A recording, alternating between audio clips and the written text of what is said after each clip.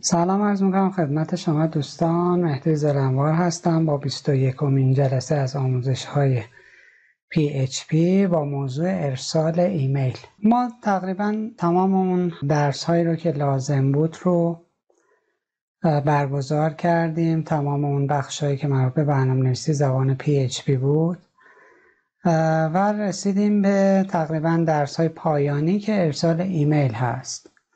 شما گاهن نیاز میشه که به وسیله اسکریپتی که دارید و در یک قسمت از سایتتون مجبور میشید که به کاربر ایمیل ارسال کنید و در زبان PHP یک فانکشنی به نام میل وجود داره که این کار رو برای شما انجام میده.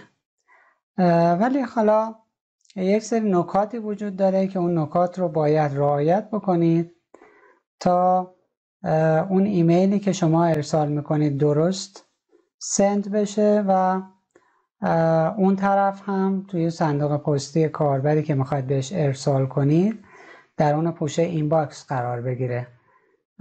و گاهن پیش اومده که ممکنه قبلا هم کار کردید، شما وسیله تابع میل ایمیل رو ارسال میکنید ولی تو پوشه اینباکس نمیره، در پوشه اسپم قرار میگیره و سرور یاهو یا گوگل که داره پردازش میکنه ایمیل های دریافتی رو متوجه میشه که این ایمیل غیر ایمن هست یا به وسیله یک رباتی ارسال شده و حالا دلایل مختلف دیگه هم ممکنه وجود داشته باشه و بیاد این ایمیل ارسالی شما رو در پوشه اسپم قرار بده. حالا باید چه کار کنیم که این اتفاقات نیفته و ایمیل درست ارسال بشه؟ این سری نکات ریز داره.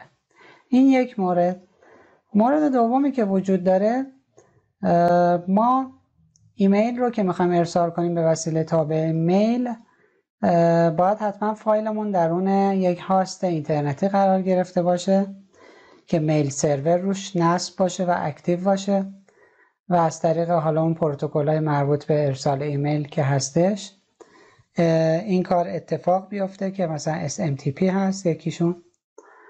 ولی ما روی لوکال الان داریم امتحان میکنیم، پس قطعا مشکل ساز میشه و ایمیل ارسال نمیشه که حالا باز ما اینجا بهتون یاد میدیم که چجوری تنظیماتی رو در فایل php.ini تون و یک فایل دیگه که هستش حالا خدمتتون عرض میکنم انجام بدید تا این مشکل به وجود نیاد و از طریق لوکال هم شما بتونید به صورت حالا یک میل سرور مجازی یک ایمیلی رو ارسال بکنید. خب بریم با هم دیگه تابع میل رو بررسی بکنیم.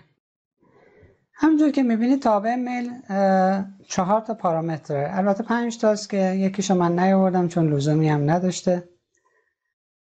4 تا داره. اولیش تو هست که جزء پارامترهای الزامی هست و شما باید درون این پارامتر آدرس ایمیل دریافت کننده یا دریافت کنندگان رو وارد بکنید که بر اساس فرمت ایمیل باید نوشته بشه. پارامتر دوم پارامتر سابجکت یا موضوع هست که بازم الزامی موضوع ایمیل رو مشخص میکنید. همونجور که میدونید وقتی یک ایمیل ارسال میشه و میاد توی صندوق پستی شما یک موضوعی رو داره و شما اول اون موضوع رو دارید میبینید، پس این دقیقا همون موضوع هست، این پارامتری که اینجا نوشته شده. پارامتر سوم متن پیام هستش یا همون پیامی که میخوای دقیقا ارسال بشه به ایمیل که اینم باز الزامی هست.